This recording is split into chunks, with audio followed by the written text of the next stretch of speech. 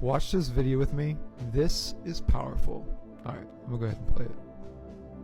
I believe in him, and there's a lot of people that don't, and he gives you the right to do that. But I just want you to know that faith does have purpose and value, and it can be used intellectually. And people say, yes, what's the difference? You know, the Bible's just another book. No, first off, that's wrong. The Bible's not a book. The Bible's 66 books, 40 different people wrote it. Over 1,500 years, there's never been a book like that in history, ever. Does that make it the Word of God? No. It just means it's worth considering, because there's never been a book like this. Gives you some reason to consider it over the others. Well, how about history? For hundreds of years, archaeology has used the Old Testament and New to find buildings, to find people, to find civilizations, to find kings that didn't exist or they didn't think they did. And suddenly the Bible said they're there, and they dug it up, and there it was. Does that make it the Word of God? No. It means it's historically accurate. Real people really existed and really wrote down what they saw. It's worth considering. And then they said, we're going to have God show up, and lots of people said that. Lots of religions say it. Don't worry, we'll prove it as a rational God would do.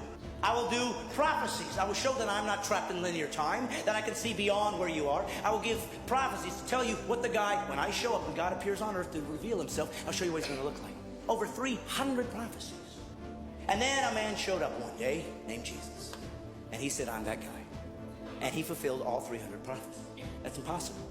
People could say, well, yes, they just wrote it afterwards and filled it all in. But we know that the first Greek translation of the Old Testament was done 250 years before Jesus was born. So how could they possibly know that he'd be born in Bethlehem? How could they possibly know he was going to be crucified when crucifixions didn't even exist as a capital punishment yet? How could they know that he'd be portrayed for 30 pieces of silver 250 years before there was a Jesus? Does it make it the Word of God? No, but it's starting to get close. And then Jesus said he would fulfill these things and did miraculous things to prove I'm not just a guy talking like everybody else. Look what I've done. And some people believed and some didn't. That's how humans are. And then he said this, I'm going to prove it to you. I'm going to die. And I'm going to come back to life. Nobody's ever done that. And he died. And all those who were with him 3 years ran in fear, as would all of us.